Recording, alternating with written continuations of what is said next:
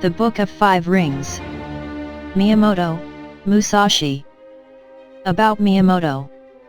Miyamoto Musashi, c. 1584 June 13, Japanese calendar, May 19, 1645.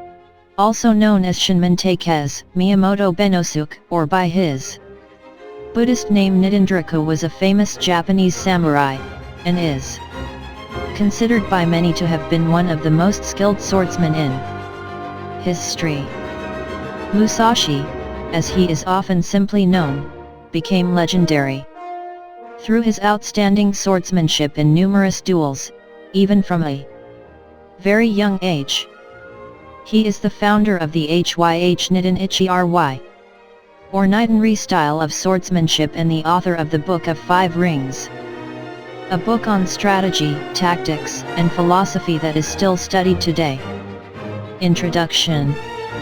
I have been many years training in the way of strategy, called Ni-10 Ichi-ryu, and now I think I will explain it in writing for the first time. It is now during the first 10 days of the 10th month in the 20th year of Kani 1645. I have climbed Mountain Iwato of Higo in Kyushu to pay homage to heaven, pray to Kwannon, and kneel before Buddha. I am a warrior of Harima Province, Shinmon Musashi no Kami Fujiwara no Genshin, age 60 years. From youth, my heart has been inclined toward the way of strategy. My first duel was when I was 13. I struck down a strategist of the Shinto school, one Arima Kihei. When I was 16, I struck down an able strategist Tadashima Akiyama. When I was 21, I went up to the capital and met all manner of strategists, never once failing to win in many contests. After that I went from province to province dueling with strategists of various schools, and not once failed to win, even though I had as many as 60 encounters. This was between the ages of 13 and 28, or 29. When I reached 30, I looked back on my past. The previous victories were not due to my having mastered strategy. Perhaps it was natural ability, or the order of heaven, or that other schools' strategy was inferior. After that I studied morning and evening, searching for the principle, and came to realize the way of strategy when I was 50. Since then I have lived without following any particular way.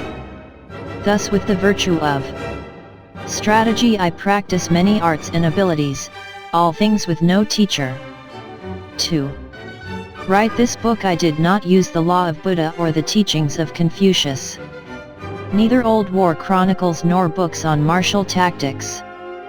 I take up my brush to explain the true spirit of this Ichi school as it is mirrored in the way of heaven and Kwannon. The time is the night of the 10th day of the 10th month, at the hour of the tiger, 3 to 5 a.m. Chapter 1. The Ground Book. Strategy is the craft of the warrior. Commanders must enact the craft, and troopers should know this way. There is no warrior in the world today who really understands the way of strategy. There are various ways. There is the way of salvation by the law of Buddha, the way of Confucius governing the way of learning, the way of healing as a doctor, as a poet teaching the way of waka, tea, archery, and many arts and skills. Each man practices as he feels inclined. It is said the warrior's is the twofold way of pen and sword, and he should have a taste for both ways. Even if a man has no natural ability, he can be a warrior by sticking assiduously to both divisions of the way. Generally speaking, the way of the warrior is resolute acceptance of death. Although not only warriors, but priests, women, peasants, and lowlier folk have been known to die readily in the cause of duty or out of shame. This is a different thing. The warrior is different in that studying the way of strategy is based on overcoming men. By victory gained in crossing swords with individuals, or in joining battle with large numbers, we can attain power and fame for ourselves or our Lord. This is the virtue of strategy. The way of strategy. In China and Japan, practitioners of the way have been known as masters of strategy. Warriors must learn this way. Recently there have been people getting on in the world as strategists, but they are usually just sword fencers. The attendants of the Kashima Kantori shrines of the province Hitachi received instruction from the gods, and made schools based on this teaching, traveling from country to country instructing men. This is the recent meaning of strategy. In olden times strategy was listed among the 10 abilities and 7 arts as a beneficial practice. It was certainly an art, but as a beneficial practice it was not limited to sword fencing. The true value of sword fencing cannot be seen within the confines of sword fencing technique. If we look at the world we see arts for sale. Men use equipment to sell their own selves. As if with the nut and the flower, the nut has become less than flower. In this kind of way of strategy, both those teaching and those learning the way are concerned with coloring and showing off their technique, trying to hasten the bloom of the flower. They speak of this dojo and that dojo.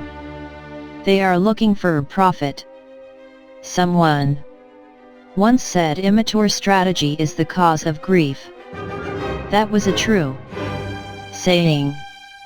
There are 4 ways in which men pass through life, as gentlemen, farmers, artisans, and merchants. The way of the farmer. Using agricultural instruments, he sees springs through to autumns with an eye on the changes of season. Second is the way of the merchant. The winemaker obtains his ingredients and puts them to use to make his living. The way of the merchant is always to live by taking profit. This is the way of the merchant. Thirdly, the gentleman warrior, carrying the weaponry of his way. The way of the warrior is to master the virtue of his weapons.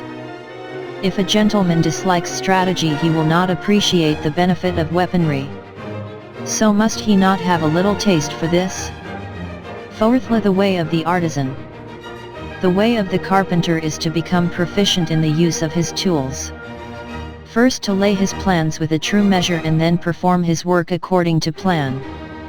Thus he passes through life. These are the 4 ways of the gentleman, the farmer, the artisan, and the merchant. Comparing the way of the carpenter to strategy. The comparison with carpentry is through the connection with houses. Houses of the nobility, houses of warriors, the 4 houses, ruin of houses, thriving of houses, the style of the house, the tradition of the house, and the name of the house. The carpenter uses a master plan of the building, and the way of strategy is similar in that there is a plan of campaign. If you want to learn the craft of war, ponder over this book. The teacher is as a needle, the disciple is as thread. You must practice constantly. Like the foreman carpenter, the commander must know natural rules, and the rules of the country, and the rules of houses. This is the way of the foreman. The foreman carpenter must know the architectural theory of towers and temples, and the plans of palaces, and must employ men to raise up houses. The way of the foreman carpenter is the same as the way of the commander of a warrior house. In the construction of houses, choice of woods is made. Straight unknotted timber of good appearance is used for the revealed Pillars, straight timber with small defects is used for the inner pillars. Timbers of the finest appearance, even if a little weak, is used for the thresholds, lintels, doors, and sliding doors, and so on. Good strong timber, though it be gnarled and knotted, can always be used discreetly in construction. Timber which is weak or knotted throughout should be used as scaffolding, and later for firewood. The foreman carpenter allots his men work according to their ability. Floor layers, makers of sliding doors, thresholds, and lintels, ceilings and so on. Those of poor ability lay the floor joists, and those of lesser ability carve wedges and do such miscellaneous work. If the foreman knows and deploys his men well, the finished work will be good. The foreman should take into account the abilities and limitations of his men, circulating among them and asking nothing unreasonable. He should know their morale and spirit, and encourage them when necessary. This is the same as the principle of strategy. The way of strategy. Like a trooper, the carpenter sharpens his own tools. He carries his equipment in his toolbox, and works under the direction of his foreman. He makes columns and girders with an axe, shapes floorboards and shelves with a plane, cuts fine openwork and carvings accurately, giving as excellent a finish as his skill will allow.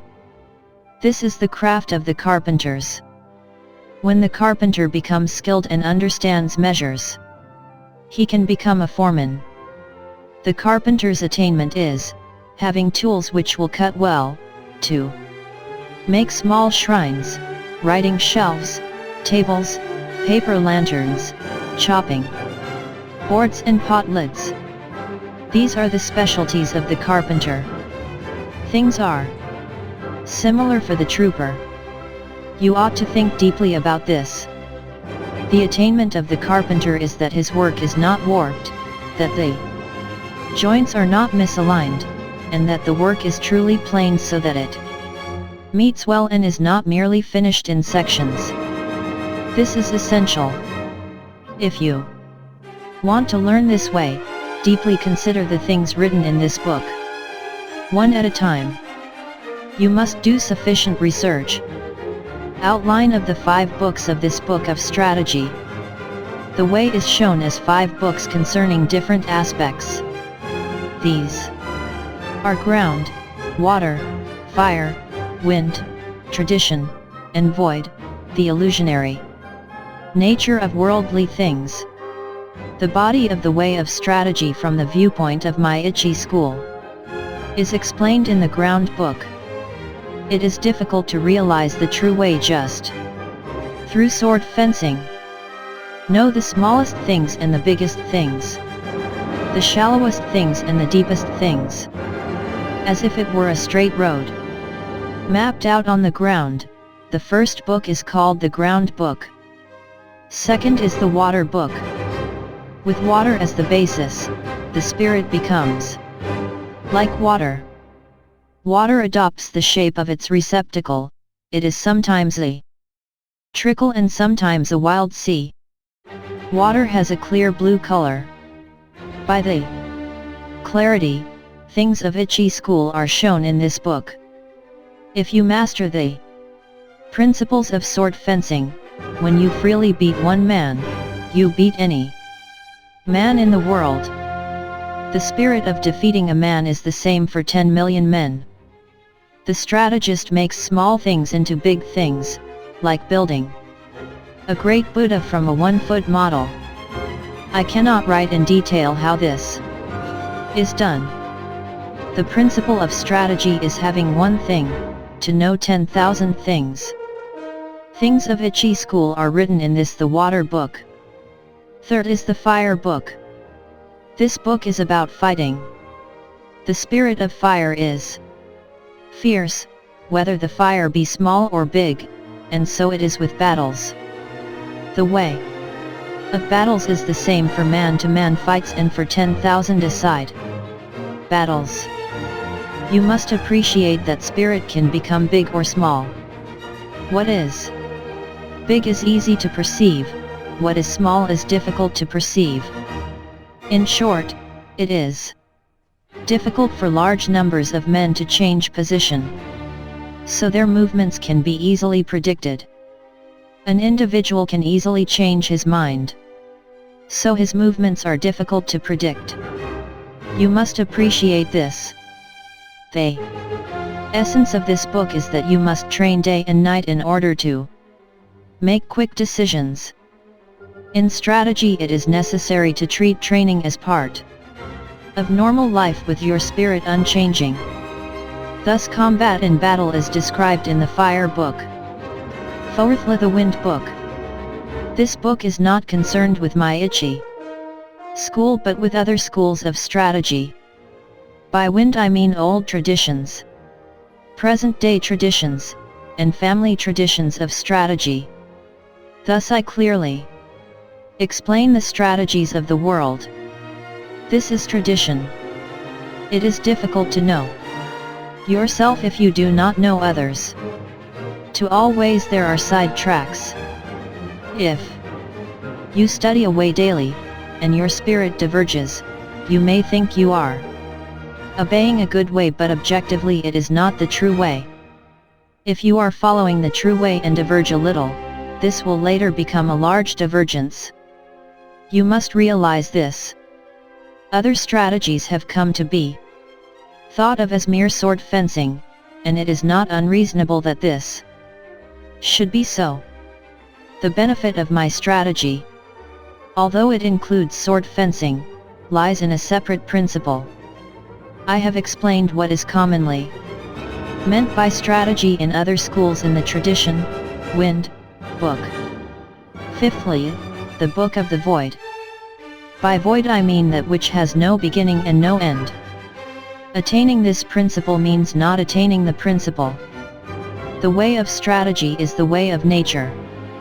When you appreciate the power of nature, knowing rhythm of any situation, you will be able to hit the enemy naturally and strike naturally. All this is the way of the void. I intend to show how to follow the true way according to nature in the Book of the Void. The name Ichi Ryu Ni-2, one school, two swords. Warriors, both commanders and troopers, carry two swords at their belt. In olden times these were called the long sword and the sword. Nowadays they are known as the sword and the companion sword. Let it suffice to say that in our land, whatever the reason, a warrior carries two swords at his belt. It is the way of the warrior. Naito Ichi Ryu shows the advantages of using both swords. The spear and the halberd are weapons which are carried out of doors. Students of the Ichi school way of strategy should train from the start with the sword and the long sword in either hand. This is a truth. When you sacrifice your life, you must make fullest use of your weaponry. It is false not to do so, and to die with a weapon yet undrawn. If you hold a sword with both hands, it is difficult to wield it freely to left and right, so my method is to carry the sword in one hand. This does not apply to large weapons such as the spear or halberd, but swords and companion swords can be carried in one hand. It is encumbering to hold a sword in both hands when you are on horseback, when running on uneven roads, on swampy ground, muddy rice fields, stony ground, or in a crowd of people. To hold the long sword in both hands is not the true way, for if you carry a bow or spear or other arms in your left hand you have only one hand free for the long sword. However, when it is difficult to cut an enemy down with one hand, you must use both hands. It is not difficult to wield a sword in one hand. The way to learn this is to train with two long swords, one in each hand. It will seem difficult at first, but everything is difficult at first. Bows are difficult to draw, halberds are difficult to wield. As you become accustomed to the bow, so your pull will become stronger. When you become used to wielding the long sword, you will gain the power of the way and wield the sword well. As I will explain in the second book, the Water Book, there is no fast way of wielding the long sword. The long sword should be wielded broadly and the companion sword closely. This is the first thing to realize. According to this Ichi school, you can win with a long weapon, and yet you can also win with a short weapon. In short, the way of the Ichi school is the spirit of winning, whatever the weapon and whatever its size. It is better to use two swords rather than one when you are fighting a crowd, and especially if you want to take a prisoner. These things cannot be explained in detail. From one thing, no 10,000 things. When you attain the way of strategy, there will not be one thing you cannot see. You must study hard. The benefit of the two characters reading strategy. Masters of the long sword are called strategists. As for the other military arts, those who master the bow are called archers, those who master the spear are called spearmen, those who master the gun are called marksmen, those who master the halberd are called halberdiers. But we do not call masters of the way of the long swordsmen, nor do we speak of companion swordsmen.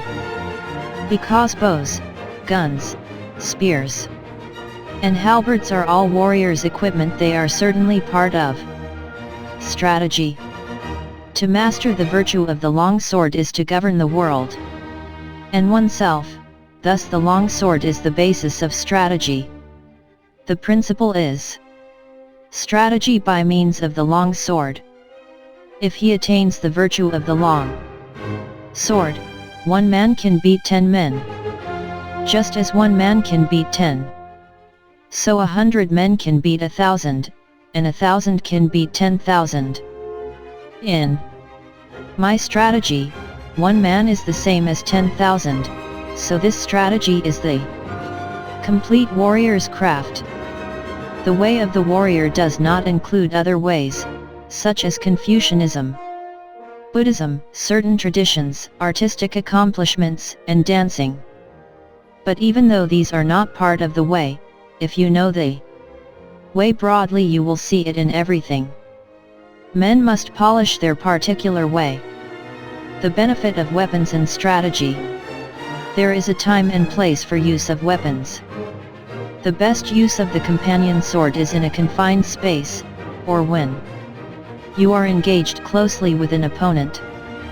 The long sword can be used effectively in all situations. The halberd is inferior to the spear on the battlefield. With the spear, you can take the initiative, the halberd is defensive. In the hands of one of two men of equal ability, the spear gives a little extra strength. Spear and halberd both have their uses, but neither is very beneficial in confined spaces. They cannot be used for taking a prisoner. They are essentially weapons for the field.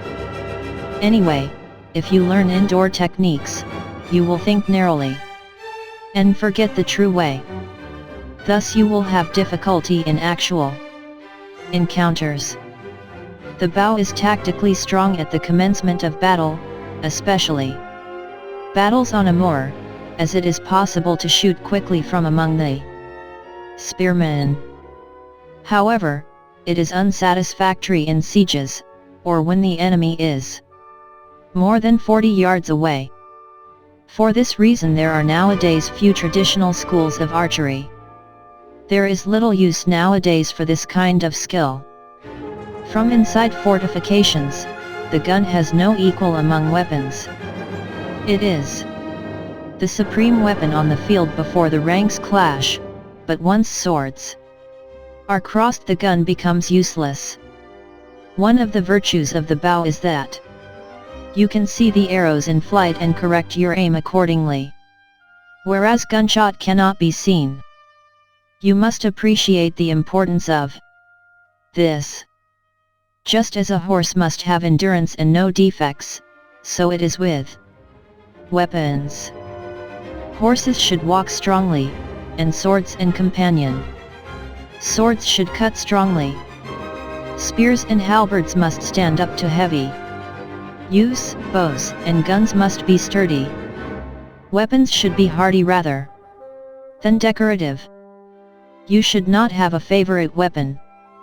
To become overfamiliar with one weapon is as much a fault as not knowing it sufficiently well. You should not copy others, but use weapons which you can handle properly. It is bad for commanders and troopers to have likes and dislikes. These are things you must learn thoroughly. Timing and strategy. There is timing in everything. Timing and strategy cannot be mastered without a great deal of practice. Timing is important in dancing and pipe or string music, for they are in rhythm only if timing is good. Timing and rhythm are also involved in the military arts, shooting bows and guns, and riding horses. In all skills and abilities there is timing. There is also timing in the void. There is timing in the whole life of the warrior, in his thriving and declining, in his harmony and discord. Similarly, there is timing in the way of the merchant, in the rise and fall of capital. All things entail rising and falling timing. You must be able to discern this. In strategy there are various timing considerations. From the outset you must know the applicable timing and the inapplicable timing. And from among the large and small things and the fast and slow timings find the relevant timing. First, seeing the distance timing and the background timing. This is the main thing in strategy. It is especially important to know the background timing. Otherwise your strategy will become uncertain. You win battles with the timing in the void born of the timing of cunning by knowing the enemy's timing, and thus using a timing which the enemy does not expect. All the 5 books are chiefly concerned with timing. You must train sufficiently to appreciate this. If you practice day and night in the above Ichi school strategy, your spirit will naturally broaden. Thus is large-scale strategy and the strategy of hand-to-hand combat propagated in the world. This is recorded for the first time in the 5 books of ground, water, fire, tradition, wind, and void. This is the way for men who want to learn my strategy. 1. Do not think dishonestly. 2. The way is in training. 3. Become acquainted with every art. 4. Know the ways of all professions. 5. Distinguish between gain and loss in worldly matters. 6. Develop intuitive judgment and understanding for everything. 7. Perceive those things which cannot be seen. 8. Pay attention even to trifles. 9. Do nothing which is of no use. It is important to start by setting these broad principles in your heart, and train in the way of strategy. If you do not look at things on a large scale, it will be difficult for you to master strategy. If you learn and attain this strategy, you will never lose even to 20 or 30 enemies. More than anything, to start with you must set your heart on strategy and earnestly stick to the way. You will come to be able to actually beat men in fights, and to be able to win with your eye. Also by training you will be able to freely control your own body, conquer men with your body, and With sufficient training you will be able to beat 10 men with your spirit. When you have reached this point, will it not mean that you are invincible? Moreover, in large-scale strategy the superior man will manage many subordinates dexterously, bear himself correctly, govern the country and foster the people, thus preserving the ruler's discipline. If there is a way involving the spirit of not being defeated, to help oneself and gain honor, it is the way of strategy. Chapter 2. The Water Book. The spirit of the Ni-Ten-Ichi school of strategy is based on water, and this Water Book explains methods of victory as the long sword form of the Ichi school. Language does not extend to explaining the way in detail, but it can be grasped intuitively. Study this book, read a word then ponder on it. If you interpret the meaning loosely you will mistake the way. The principles of strategy are written down here in terms of single combat, but you must think broadly so that you attain an understanding. For 10,000 A-side battles. Strategy is different from other things in that if you mistake the way, even a little you will become bewildered and fall into bad ways. If you merely read this book you will not reach the way of strategy. Absorb the things written in this book. Do not just read, memorize or imitate, but so that you realize the principle from within your own heart. Study hard to absorb these things into your body. Spiritual bearing in strategy. In strategy your spiritual bearing must not be any different from normal. Both in fighting and in everyday life you should be determined, though calm. Meet the situation without tenseness yet not recklessly. Your spirit settled yet unbiased. Even when your spirit is calm do not let your body relax, and when your body is relaxed do not let your spirit slacken. Do not let your spirit be influenced by your body, or your body be influenced by your spirit. Be neither insufficiently spirited nor over-spirited. An elevated spirit is weak and a low spirit is weak. Do not let the enemy see your spirit. Small people must be completely familiar with the spirit of large people, and large people must be familiar with the spirit of small people. Whatever your size, do not be misled by the reactions of your own body. With your spirit open and unconstricted, look at things from a high point of view. You must cultivate your wisdom and spirit. Polish your wisdom, learn public justice, distinguish between good and evil, study the ways of different arts one by one. When you cannot be deceived by men you will have realized the wisdom of strategy. The wisdom of strategy is different from other things.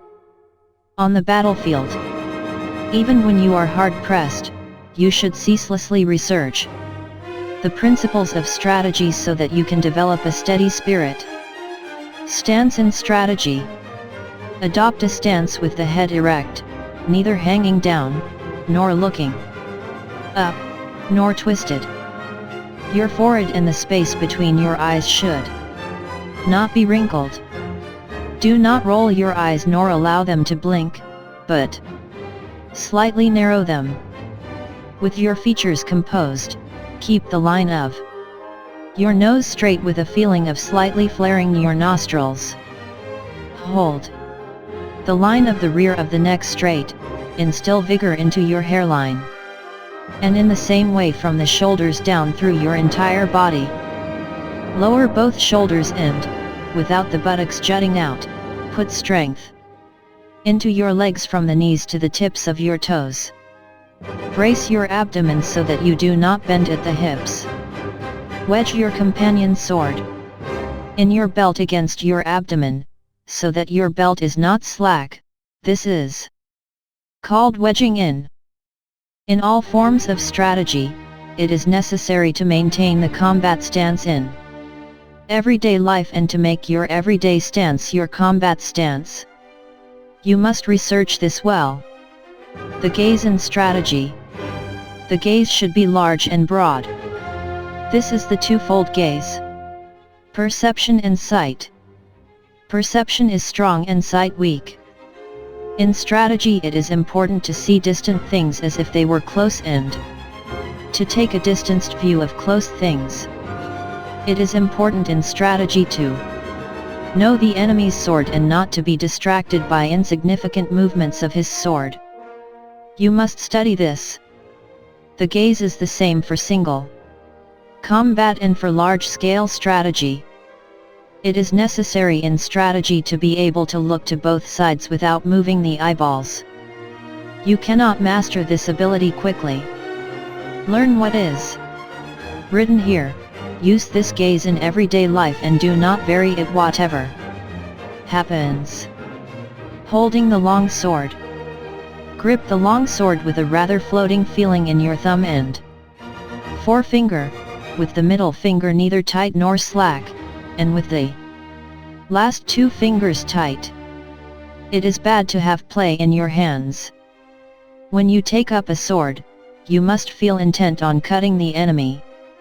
As you cut an enemy you must not change your grip, and your hands must not cower. When you dash the enemy's sword aside, or ward it off, or force it down, you must slightly change the feeling in your thumb and forefinger. Above all, you must be intent on cutting the enemy in the way you grip the sword. The grip for combat and for sword testing is the same. There is no such thing as a man-cutting grip. Generally, I dislike fixedness in both long swords and hands. Fixedness means a dead hand. Pliability is a living hand.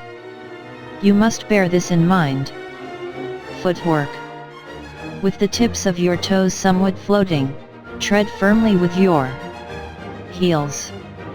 Whether you move fast or slow, with large or small steps, your feet must always move as in normal walking. I dislike the three walking methods known as jumping foot, floating foot, and fixed steps. So-called yin-yang foot is important in the way. Yin-yang foot means not moving only one foot. It means moving your feet left-right and right-left when cutting, withdrawing, or warding off a cut. You should not move on one foot preferentially.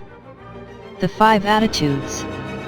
The 5 attitudes are upper, middle, lower, right side, and left side. These are the give. Although attitude has these 5 divisions, the one purpose of all of them is to cut the enemy. There are none but these 5 attitudes. Whatever attitude you are in, do not be conscious of making the attitude, think only of cutting. Your attitude should be large or small according to the situation. Upper, lower and middle attitudes are decisive. Left side and right side attitudes are fluid. Left and right attitudes should be used if there is an obstruction overhead or to one side. The decision to use left or right depends on the place. The essence of the way is this. To understand attitude you must thoroughly understand the middle attitude. The middle attitude is the heart of attitudes. If we look at strategy on a broad scale, the middle attitude is 15. The seat of the commander, with the other 4 attitudes following the commander. You must appreciate this. The way of the long sword. Knowing the way of the long sword means we can wield with 2 fingers the sword we usually carry. If we know the path of the sword well, we can wield it easily. If you try to wield the long sword quickly you will mistake the way. To wield the long sword well you must wield it calmly. If you try to wield it quickly, like a folding fan or a short sword, you will err by using short sword chopping. You cannot cut down a man with a long sword using this method. When you have cut downwards with the long sword, lift it straight upwards. When you cut sideways, return the sword along a sideways path. Return the sword in a reasonable way, always stretching the elbows broadly. Wield the sword strongly. This is the way of the long sword. If you learn to use the 5 approaches of my strategy, you will be able to wield a sword well. You must train constantly. The 5 approaches. 1. The first approach is the middle attitude. Confront the enemy with the point of your sword against his face. When he attacks, dash his sword to the right and ride it. Or, when the enemy attacks, deflect the point of his sword by hitting downwards. Keep your long sword where it is, and as the enemy renews his attack, cut his arms from below. This is the first method. The 5 approaches are this kind of thing. You must train repeatedly, using a long sword in order to learn them. When you master my way of the long sword, you will be able to control any attack the enemy makes. I assure you, there are no attitudes other than the 5 attitudes of the long sword of Ni2. 2. In the second approach with the long sword, from the upper attitude, cut the enemy just as he attacks. If the enemy evades the cut, keep your sword where it is and, scooping up from below, cut him as he renews the attack. It is possible to repeat the cut from here. In this method there are various changes in timing and spirit. You will be able to understand this by training in the Ichi school. You will always win with the 5 long sword methods. You must train repetitively. 3. In the third approach, adopt the lower attitude, anticipating scooping up. When the enemy attacks, hit his hands from below. As you do so, he may try to hit your sword down. If this is the case, cut his upper arm horizontally with a feeling of crossing. This means that from the lower attitudes you hit the enemy at the instant that he attacks. You will encounter this method often, both as a beginner and in later strategy. You must train holding a long sword. 4. In this fourth approach, adopt the left side attitude. As the enemy attacks, hit his hands from below. If as you hit his hands he attempts to dash down your sword, with the feeling of hitting his hands, parry the path of his long sword and cut across from above your shoulder. This is the way of the long sword. Through this method you win by parrying the line of the enemy's attack. You must research this. 5. In the fifth approach, the sword is in the right side attitude. In accordance with the enemy's attack, cross your long sword from below it, the side to the upper attitude. Then cut straight from above. This method is essential for knowing the way of the long sword well. If you can use this method, you can freely wield a heavy long sword. I cannot describe in detail how to use these 5 approaches. You must become well acquainted with my in harmony with the long sword way, learn large-scale timing, understand the enemy's long sword, and become used to the 5 approaches from the outset. You will always win by using these 5 methods. With various timing considerations discerning the enemy's spirit. You must consider all this carefully. The attitude no attitude teaching.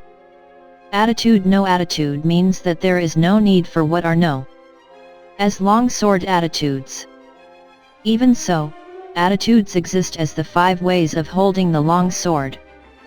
However you hold the sword, it must be in such a way that it is easy to cut the enemy well, in accordance with the situation, the place, and your relation to the enemy. From the upper attitude as your spirit lessens you can adopt the middle attitude, and from the middle attitude you can raise the sword a little in your technique and adopt the upper attitude. From the lower attitude you can raise the sword and adopt the middle attitudes as the occasion demands. According to the situation, if you turn your sword from either the left side or right side attitude towards the center, the middle, or the lower attitude results. The principle of this is called existing attitude, non-existing attitude. The primary thing when you take a sword in your hands is your intention to cut the enemy, whatever the means. Whenever you parry, hit, spring, strike, or touch the enemy's cutting sword, you must cut the enemy in the same movement. It is essential to attain this.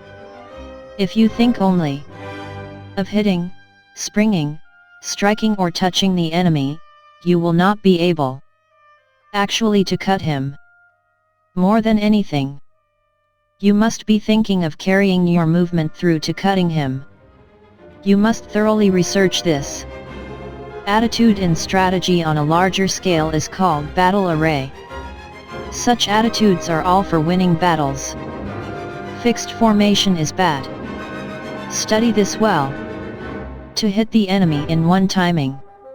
In one timing means, when you have closed with the enemy, to hit him as quickly and directly as possible, without moving your body or settling your spirit, while you see that he is still undecided. The timing of hitting before the enemy decides to withdraw, break, or hit, is this in one timing. You must train to achieve this timing, to be able to hit in the timing of an instant. The abdomen timing of 2. When you attack and the enemy quickly retreats, as you see him tense, you must feint a cut. Then, as he relaxes, follow up and hit him. This is the abdomen timing of 2. It is very difficult to attain this by merely reading this book, but you will soon understand with a little instruction. No design, no conception. In this method, when the enemy attacks and you also decide to attack, hit with your body, and hit with your spirit, and hit from the void with your hands, accelerating strongly. This is the no design, no conception cut. This is the most important method of hitting. It is often used. You must train hard to understand it. The flowing water cut. The flowing water cut is used when you are struggling blade to blade with the enemy. When he breaks and quickly withdraws trying to spring with his long sword, expand your body and spirit and cut him as slowly as possible with your long sword, following your body like stagnant water. You can cut with certainty if you learn this. You must discern the enemy's grade. Continuous cut. When you attack and the enemy also attacks, and your swords spring together, in one action cut his head, hands, and legs. When you cut several places with one sweep of the long sword, it is the continuous cut. You must practice this cut, it is often used. With detailed practice you should be able to understand it. The fire and stones. Cut. The fires and stones cut means that when the enemy's long sword and your long sword clash together you cut as strongly as possible without raising the sword even a little. This means cutting quickly. With the hands, body, and legs, all three cutting strongly. If you train well enough you will be able to strike strongly. The red leaves cut. The red leaves cut allusion to falling, dying leaves means knocking down the enemy's long sword. The spirit should be getting control of his sword. When the enemy is in a long sword attitude in front of you and intent on cutting, hitting and parrying, you strongly hit the enemy's long sword with the fire and stones cut, perhaps in the spirit of the no design, no conception cut. If you then beat down the point of his sword with a sticky feeling, he will necessarily drop the sword. If you practice this cut, it becomes easy to make the enemy drop his sword. You must train repetitively the body in place of the long sword. Also the long sword in place of the body. Usually we move the body and the sword at the same time to cut the enemy. However, according to the enemy's cutting method, you can dash against him with your body first, and afterwards cut with the sword. If his body is immovable, you can cut first with the long sword, but generally you hit first with the body and then cut with the long sword. You must research this well and practice hitting. Cut and slash. To cut and to slash are two different things. Cutting, whatever form of cutting it is decisive, with a resolute spirit. Slashing is nothing more than touching the enemy. Even if you slash strongly, and even if the enemy dies instantly, it is slashing. When you cut, your spirit is resolved. You must appreciate this. If you first slash the enemy's hands or legs, you must then cut strongly. Slashing is in spirit the same as touching. When you realize this, they become indistinguishable. Learn this well. Chinese monkey's body. The Chinese monkey's body is the spirit of not stretching out your arms. The spirit is to get in quickly, without in the least extending your arms, before the enemy cuts. If you are intent upon not stretching out your arms, you are effectively far away. The spirit is to go in with your whole body. When you come to within arm's reach, it becomes easy to move your body in. You must research this well. Glue and lacquer emulsion body. The spirit of glue and lacquer emulsion body is to stick to the enemy and not separate from him. When you approach the enemy, stick and legs quickly, firmly with your head, body, and legs. People tend to advance their head, but their body lags behind. You should stick firmly so that there is not the slightest gap between the enemy's body and your body. You must consider this carefully. To strive for height. By to strive for height is meant, when you close with the enemy, to strive with him for superior height without cringing. Stretch your legs. Stretch your hips, and stretch your neck face to face with him. When you think you have won, and you are the higher, thrust in strongly. You must learn this. To apply stickiness. When the enemy attacks and you also attack with the long sword, you should go in with a sticky feeling and fix your long sword against the enemies as you receive his cut.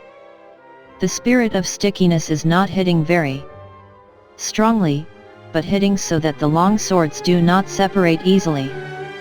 It is best to approach as calmly as possible when hitting the enemy's long sword with stickiness.